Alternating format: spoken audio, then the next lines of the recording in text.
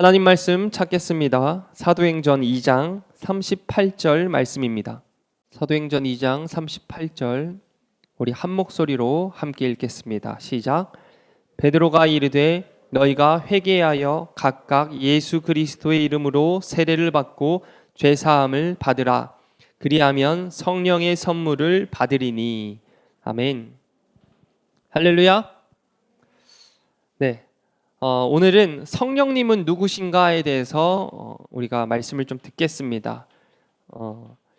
그리스도인으로서 알아야 될 것을 마땅히 알고 주와 함께 새로운 삶을 살아가자. 그래서 더 깊은 암과 더 깊은 깨달음. 그래서 새 신자라고 이야기를 했었습니다. 그래서 하나님에 대해서 배웠고, 인간에 대해서 배웠고, 예수님에 대해서 배웠고, 이제는 성령님에 대해서 배울 건데, 지난 시간 한번 복습해 볼게요.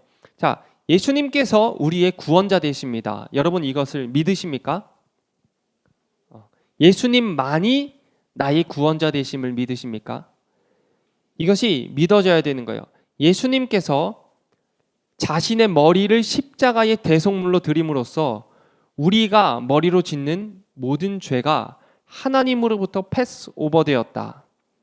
그리고 예수님께서 그 손과 발이 십자가 위에서 대못에 박혀 피를 흘리심으로 내가 손과 발로 짓는 모든 죄가 하나님으로부터 넘어갔다.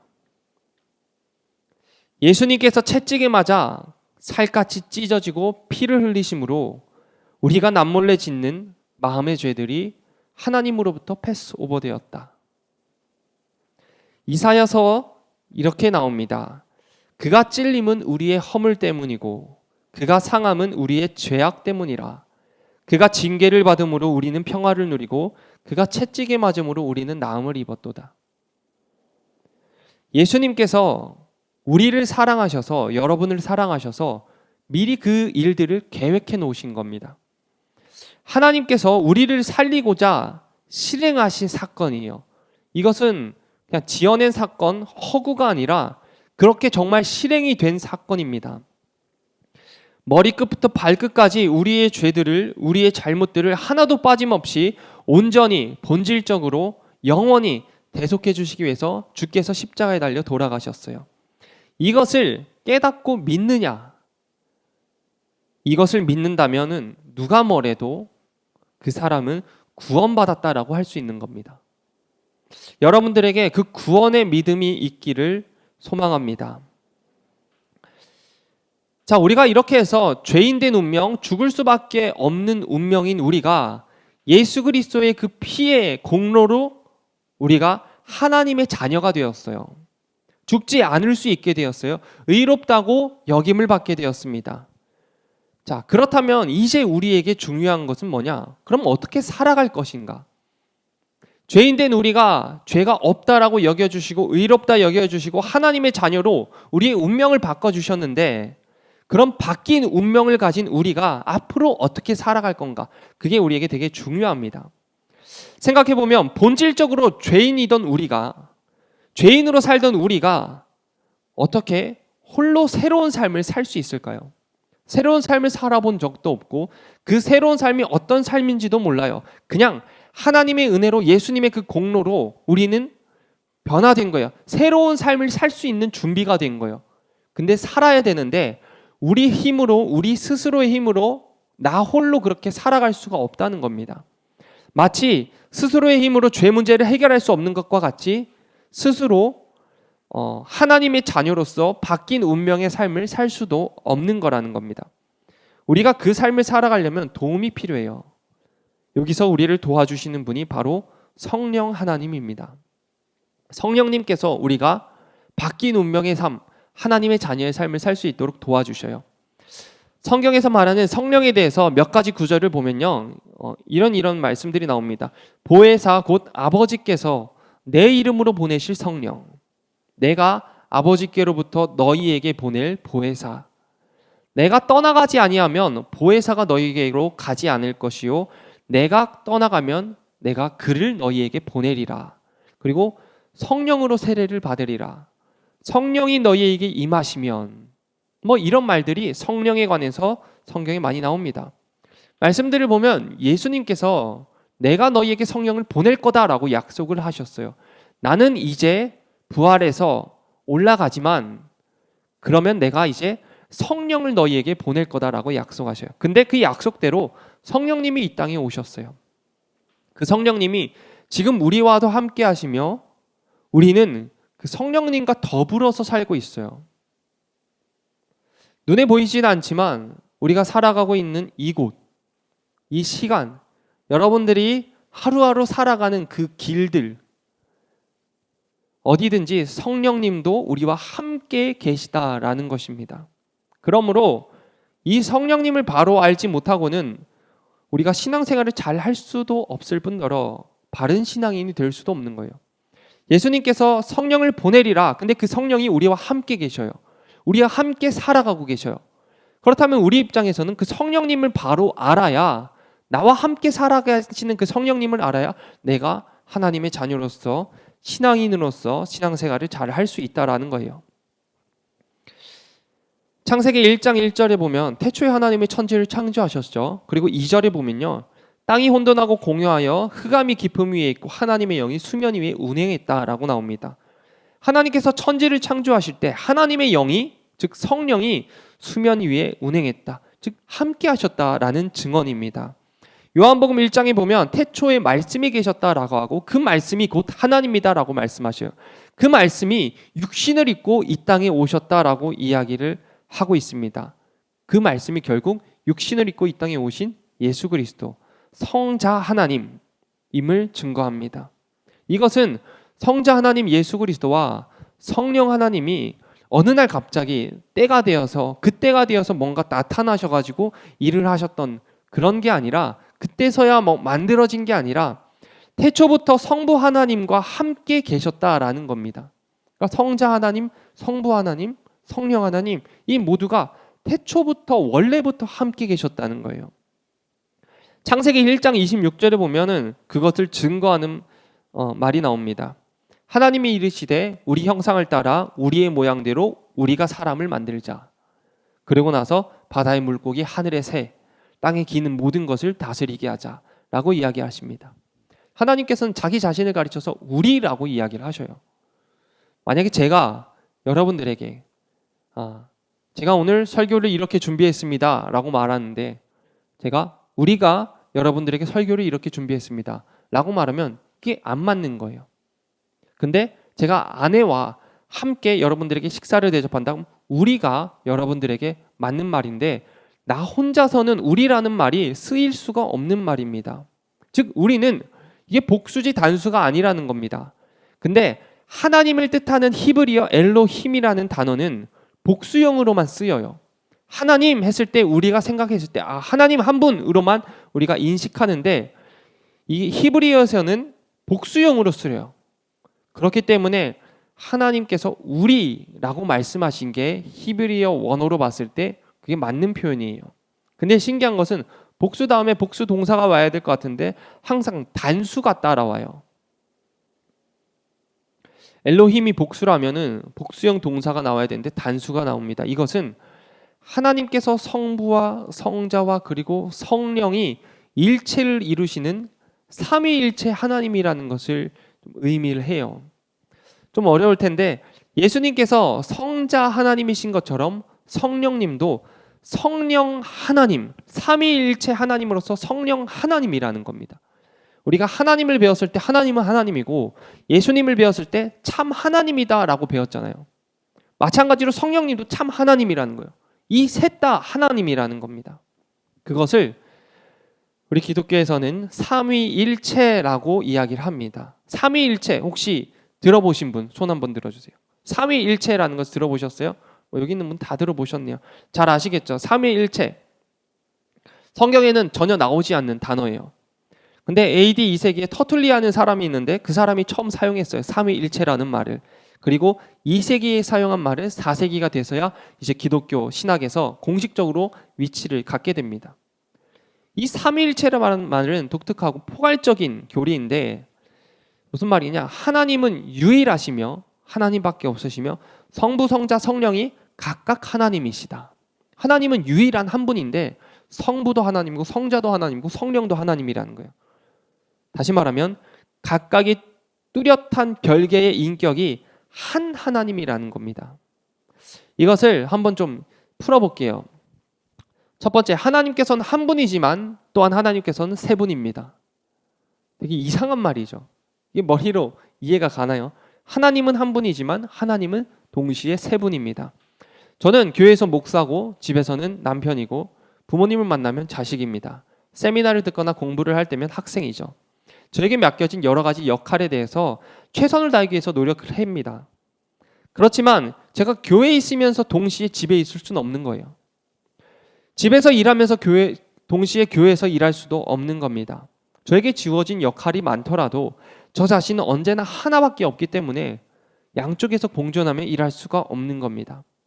저는 그래서 종종 이런 생각을 하는 거예요. 몸이 세 개면 좋겠다. 할 일이 많고 맡겨진 역할이 많지만 몸이 하나기 때문에 이것을 다 감당하기가 버거워서 차라리 몸이 세 개면은 분신 쓰듯이 막 그렇게 하면 얼마나 좋겠냐라는 생각을 종종 해요.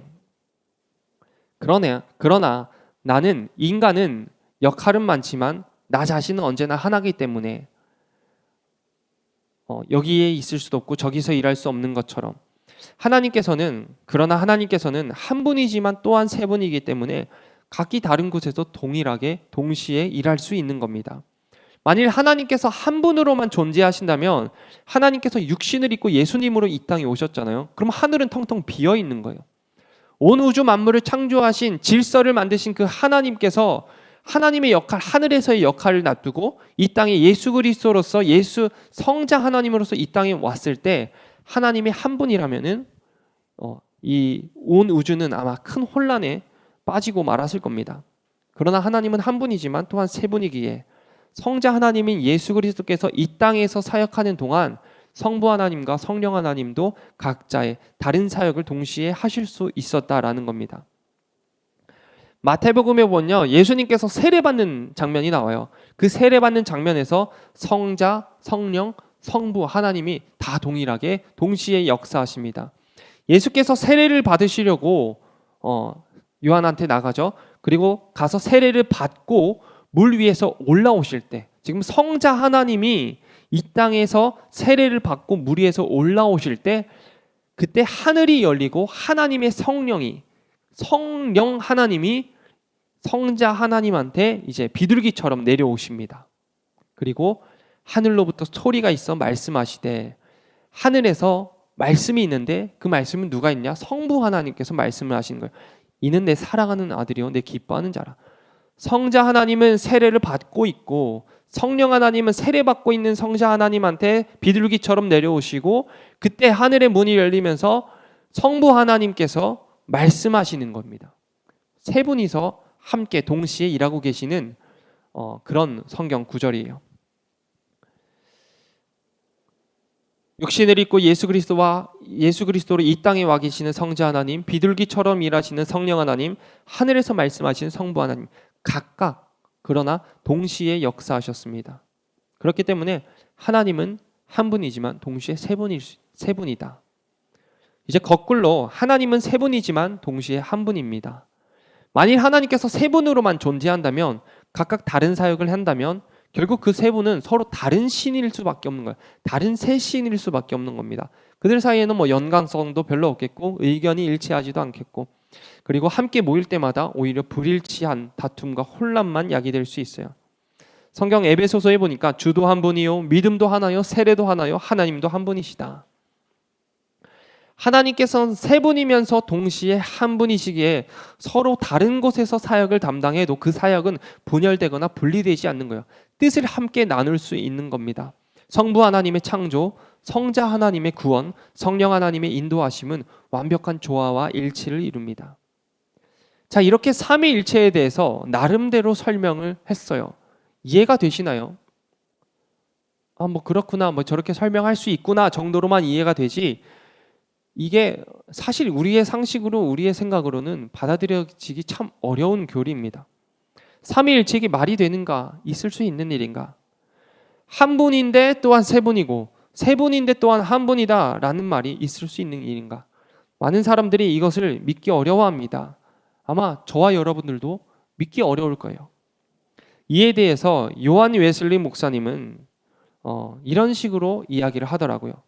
우리는 머리 위에 태양이 있음을 믿죠.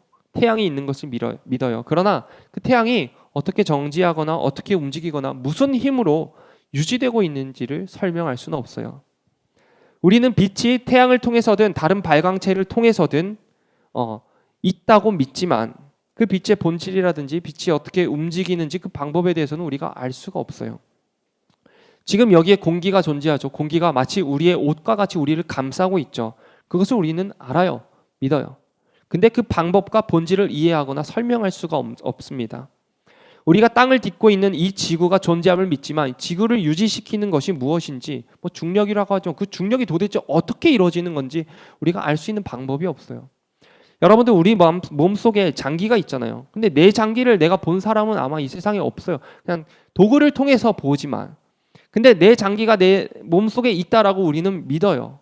본 적도 없는데 믿어요. 근데 이게 어떻게 흐트러지지 않고 움직이면서 생명을 가지고 그렇게 자기 역할을 하는지 설명할 수 있는 사람은 아무도 없다는 겁니다. 우리는 또한 우리의 영과 혼과 함께 몸을 가지고 있잖아요. 영혼과 몸, 이 둘이 상호 의존적입니다. 그렇게 믿어요. 가시에 찔리면 우리의 영혼 안에 고통이 느껴져요. 우리의 영혼에 부끄러움이 느껴지면 우리의 육체로 얼굴이 빨개집니다. 영혼의 공포가 느껴지거나 분노를 느끼면 몸이 떨려요. 이렇게 상호 의존적입니다. 이것을 우리가 알지만 믿지만 설명할 길은 없는 겁니다. 어떻게 하나님께서 시간과 공간을 초월하셔서 한 분이시면서 동시에 세 분이시냐? 세 분이시면서 또한 한 분이시냐? 라고 했을 때 그것은 하나님이기에 가능하다. 하나님은 원래 그런 분이다. 라고밖에 얘기할 수가 없는 겁니다. 하나님께서는 사람이 아니고 하나님께서는 하나님이기에 인간으로서 불가능한 것도 하나님께서는 얼마든지 가능하겠죠. 그래서 한 분이지만 세 분일 수 있고 세 분이면서 동시에 한 분일 수 있는 삼위일체 하나님일 수 있는 겁니다. 이거에 대한 대답이 이거밖에 없어요. 하나님이시기에 가능하다. 이 삼위일체 하나님에 대해서 우리가 분명히 해야 되는 건, 여러분들이 분명히 해야 되는 건 어떻게 그렇게 되느냐, 무슨 방법으로 무슨 원리로 그게 되느냐라는 방식을 믿으려고 하는 게 아니라 팩트, 사실을 믿어야 됩니다. 하나님께서 빛이 있어라 하시니 빛이 있었다라는 것을 믿지, 빛이 있어라 하셨는데 그 빛이 어떻게 생겨났는지, 어떻게 만들어졌는지, 어떤 과정을 통했는지 그것을 믿는 게 아니에요. 그것을 하나님께서 믿으라고 요구하시는 것도 아니에요. 빛이 있어라 하면 그냥 빛이 있었다라는 것을 믿는 거예요. 말씀이 육신이 되셨어요. 하나님께서 인간의 몸을 입으셨어요. 사람의 그 성을 따르지 않고 성령으로 잉태를 하셨대요. 그럼 우리는 성령으로 잉태하셨다라는 것을 믿는 것이지, 그게 도대체 어떻게 가능한 거냐? 그 방법은 우리의 믿음의 대상도 아니고 믿을 필요도 없는 겁니다. 즉 하나님께서 셋이고 하나시라는 것을 믿습니다. 하지만 어떻게, 그 방식과 방법에 대해서는 우리가 알 수가 없어요. 그런데 우리가 그 부분을 알 수 없다고 해서 하나님께서 셋이지만 하나다, 삼위일체다라고 하나님께서 성경을 통해서 무수히 얘기하는, 계시하신 것을 우리가 부정할 수는 없다는 겁니다. 만일 하나님께서 우리에게 드러내지 않고 알려주지 않은 것 때문에 하나님께서 알려주고 드러내주신 것까지 거부한다면 그거는 어리석은 일이에요. 그러나 이것을 믿음으로 받아들일 때 우리는 그 오묘한 신비로운 하나님에 대해서 놀라지 않을 수 없을 겁니다. 삼위일체 하나님은 그 방식을 믿으려고 하는 것이 아니라 팩트, 사실을 믿는 겁니다. 하나님이시기에 그게 가능하다. 신에 대한 인간의 인식은 크게 네 가지로 구분할 수 있대요. 가장 저급한 신론이 다신론이래요. 다신론이 가장 저급하대요. 왜냐하면 신이 많대요. 보면대 신이 있을 수 있고요. 여기 피아노 신이 있을 수 있고요. 저기 카메라 신이 있을 수 있고, 저쪽 길에 가면은 거기 길에 신이 있고, 산에 가면 산에 신이 있고, 이렇게 다신이라는 거죠. 그렇다면은 신이 여기저기 많다 보니까 그 신들마다 다 영역이 있어요. 자기 영역이. 보면대 신은 보면대에서만 신인 거예요. 보면대를 벗어나면 신이 아닌 거예요. 어떤 산의 신이다 그럼 그 산에서만 영향력을 미치는 겁니다. 그렇기 때문에 이 다신론을 이야기하는 것은 가장 저급한 신론이래요. 그 다음에 조금 발전된 신론이 일신론, 많은 신들 가운데 하나의 신이 나라와 민족을 다스리는 신론입니다. 다신론에 비해서 활동 영역이 확 넓어졌어요. 국가, 나라, 한 지역. 그러나 국경을 넘어서면은 나라를 넘어서면은 그 영향력을 상실하기는 마찬가지입니다. 그 다음으로 범신론이 있는데 우주, 세계, 자연 모든 것이 그냥 다 신이라고 이야기를 하는 거예요. 그냥 다 신이래요. 그렇기 때문에 뭔가 특별히 경배의 대상, 우리가 다른 대상이 없어요. 근데 우리 그리스도인이 하나님에 대해서 갖고 있는 신론은 유일신론입니다. 유일신론. 오직 한 분이신 그 하나님께서 우주, 만물, 우리가 살아가는 모든 것들을 다 하나님의 뜻대로 다스리신다라는 신론입니다. 다신론일 때 보면대신과 유일신론일 때 그 하나님과 그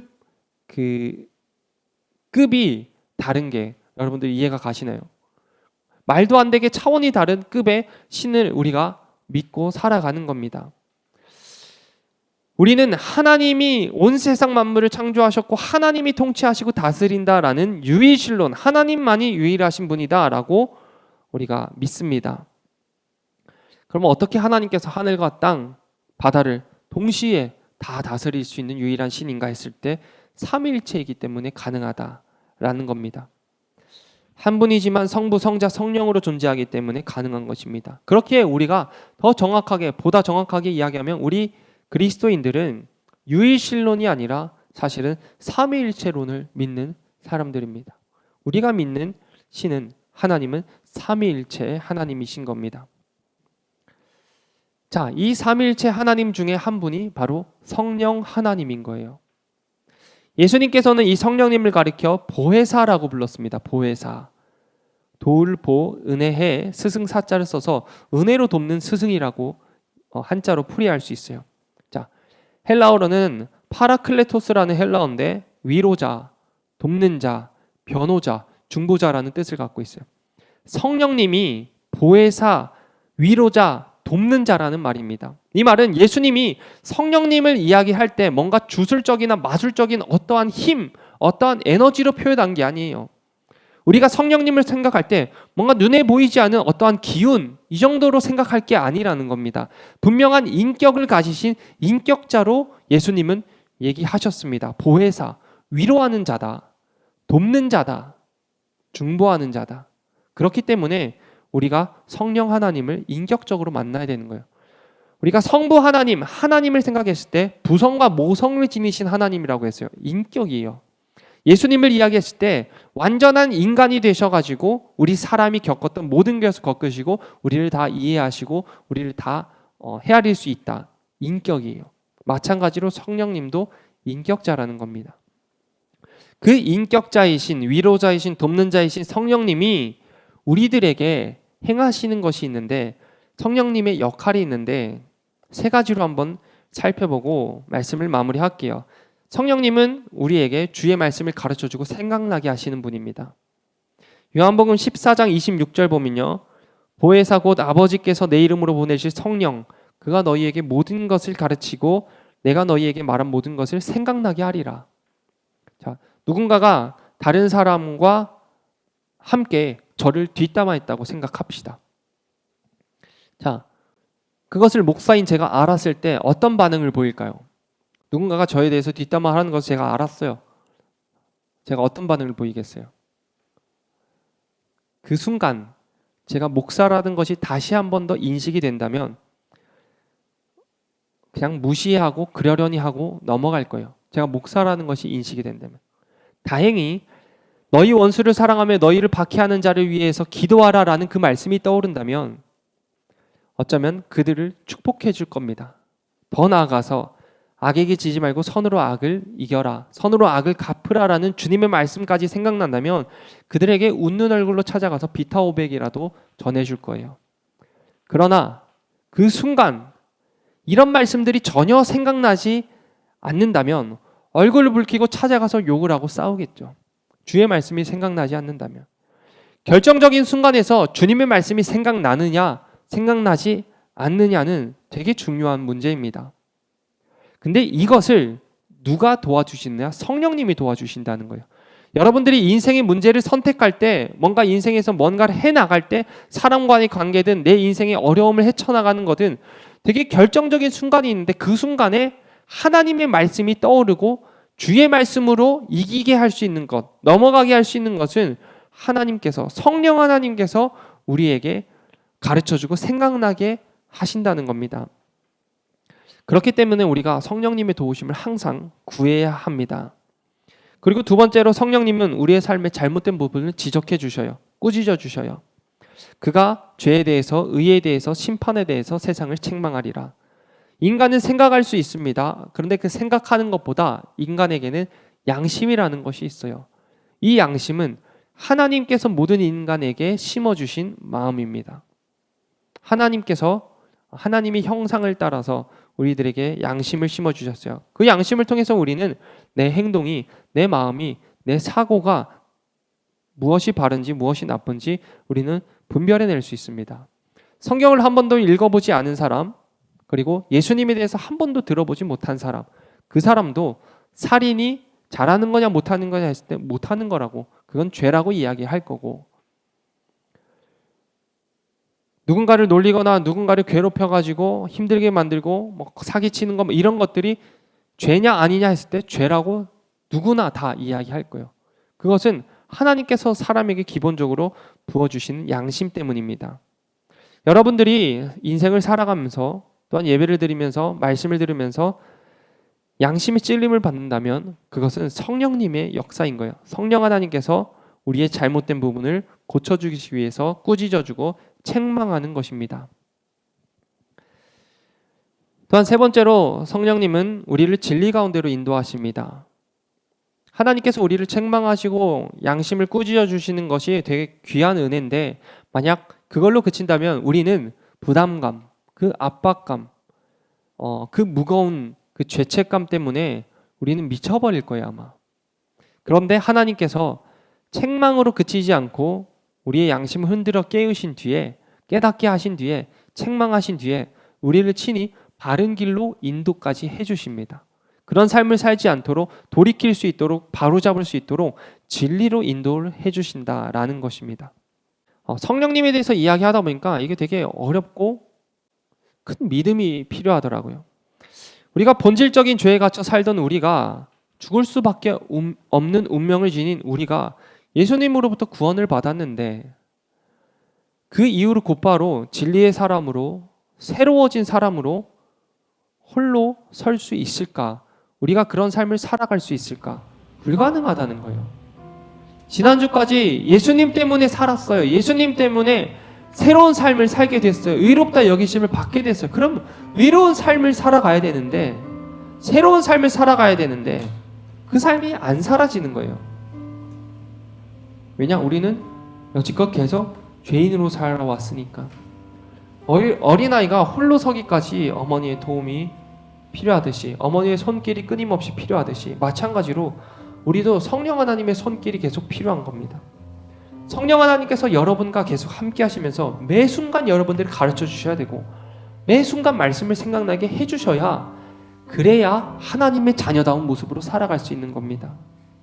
성령 하나님께서 우리의 손을 잡아 친히 진리 가운데로 인도해 주시고, 잘못했을 때 친히 꾸짖어 주셔야 우리가 새로워진 삶을 살 수 있는 겁니다. 그래야만 그리스도 안에서 새롭게 살 수 있는 거예요.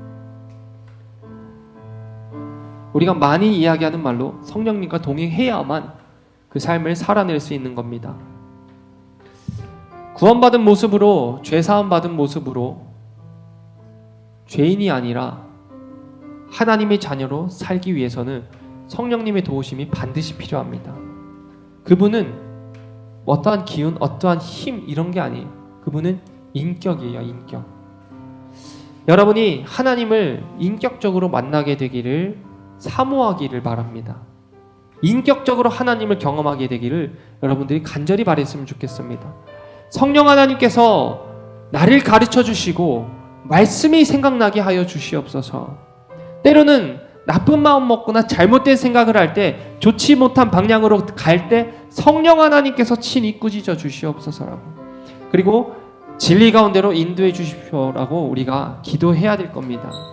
이 시간 함께 기도할 때 여러분들, 하나님, 내가 새로운 삶, 그리스도 안에서 예수 그리스도의 그 보혈의 능력으로, 그 값진 능력으로 새로운 삶을 살게 됐는데 왜 그 삶이 안 사라지는지, 왜 그 삶이 이렇게 살기가 힘든지 하나님 이제서야 깨닫습니다. 성령님이 나와 함께 하셔야, 성령님이 나와 함께 하셔서 나에게 말씀해 주시고 생각나게 해주시고 꾸짖어 주시고 진리로 인도해 주셔야 됐는데 나 홀로 살아가려고 했습니다 라고 하나님 아버지, 나와 함께 해달라고, 내 삶 속에 주님 역사해달라고, 그런 삶을 살 수 있게 해달라고 우리 함께 주님의 이름을 부르짖고 성령님의 도우심을 구하며 기도했으면 좋겠습니다. 기도합시다. 주여,